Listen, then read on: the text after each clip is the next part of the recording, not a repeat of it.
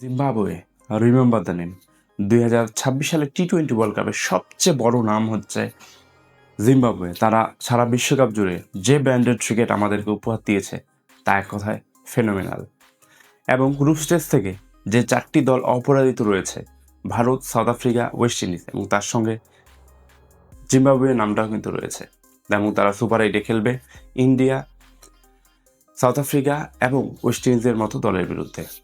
আমরা যদি জিম্বাবুয়ের ওয়ার্ল্ড কাপ ক্যাম্পেইনটা দেখি তাহলে দেখব তারা ক্যাম্পেইন শুরু করেছিল ওমানের বিরুদ্ধে। ওমানের ছুড়ে দেওয়া 103 রানের লক্ষ্যমাত্রা তারা মাত্র 13.3 ওভারে অ্যাচিভ করে এবং তারা কম্প্রিহেন্সিভভাবে ম্যাচটা জিতে নেয়। এবং সেকেন্ড ম্যাচটা ছিল সবচেয়ে বেশি ইন্টারেস্টিং, এবং এই ম্যাচটা ছিল মাইটি অস্ট্রেলিয়ার বিরুদ্ধে।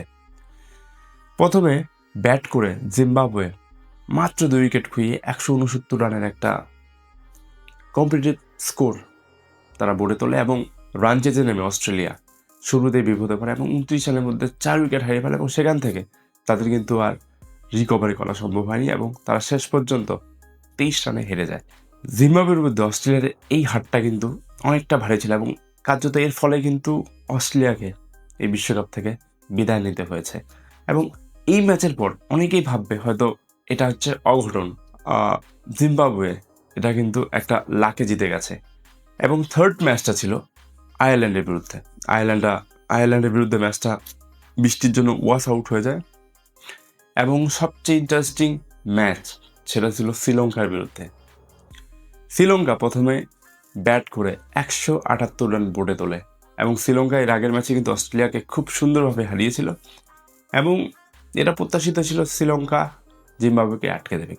কিন্তু জিম্বাবুয়ে এই ম্যাচে তারা যে রান চেষ্টা করেছে তা কোনো সিনেমার পটের থেকে কোনো অংশে কম ছিল না।